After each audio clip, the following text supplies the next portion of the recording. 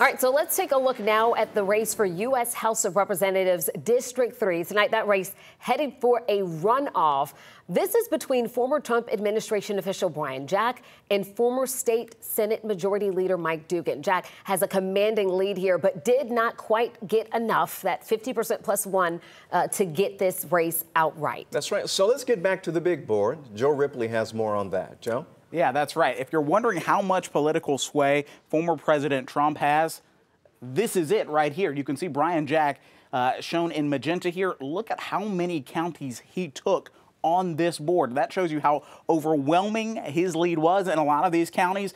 But Jack failed to reach the 50% threshold to avoid a runoff, so this race is going to one on June 18th. It will be Brian Jack versus Mike Dugan, the Georgia state senator here, a veteran in his own right. And so interesting to see whether these candidates, whether the voters who chose them will vote against Jack or go for Dugan.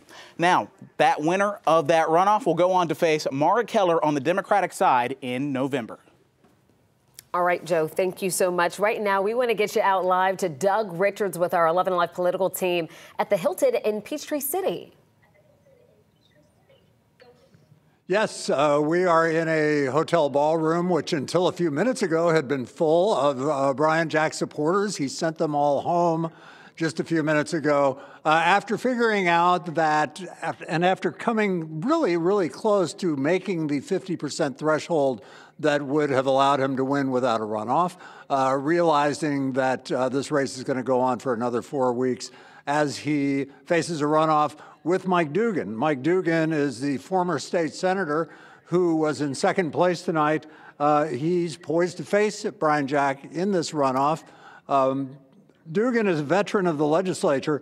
Jack has the words Trump endorsed on all his yard signs because he worked in the White House when Donald Trump was in office, and Trump has heartily endorsed Jack.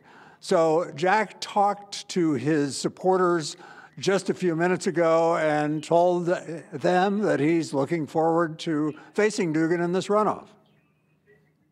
But the most important thing we can do this November is re-elect President Trump. The second most important thing we can do is elect an America First Congress that will work with him, support his agenda, and unleash America's economy to prosper and generate enormous prosperity for our congressional district and our state. I firmly believe that. From what I understand, he was a valuable staff member, but it's a little different when you have to push the button on the vote and then go back and look at your constituents and say, yes, I did that, here's why.